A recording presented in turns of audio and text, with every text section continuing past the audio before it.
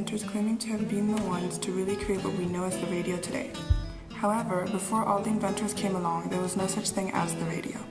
Right before the radio had been invented, the telephone had already been created, and it had already been discovered how music could be sent down these telephone lines.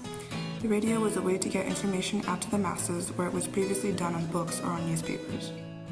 The revolutionary invention of the radio was drastically sped up by Heinrich Hertz's discovery. Hertz made the amazing discovery of actual radio waves. He created a transmitting oscillator that emitted radio waves. He detected these waves using a metal loop with a gap on one side. When the loop was placed within the transmitter's electromagnetic field, sparks were produced inside the gap. These waves are known as Hertzian waves. His discovery fascinated the Italian-born Guglielmo Marconi. Marconi was the one that figured out that these radio waves could be used as wireless telegraphs. Basically, he discovered that the radio waves could be used to send and receive information. Marconi's first transmission of these signals only covered about 1.6 kilometers. This did not stop Marconi at all. He realized how much potential his invention held and offered it to the Italian government.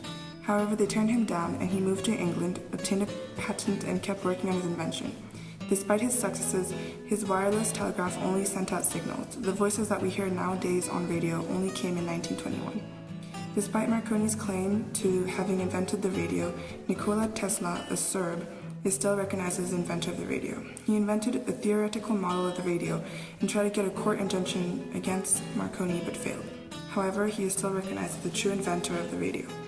One of the biggest effects of this revolution was that information was now available to the masses.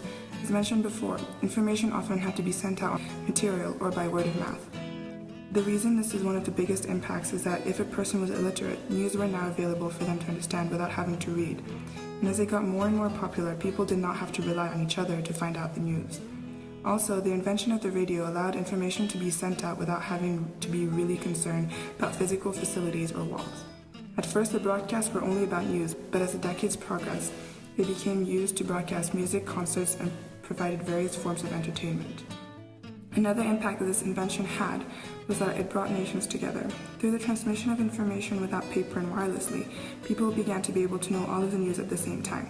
The fact that people were now able to get news at the same time, they were able to relate and be together as one due to their shared information.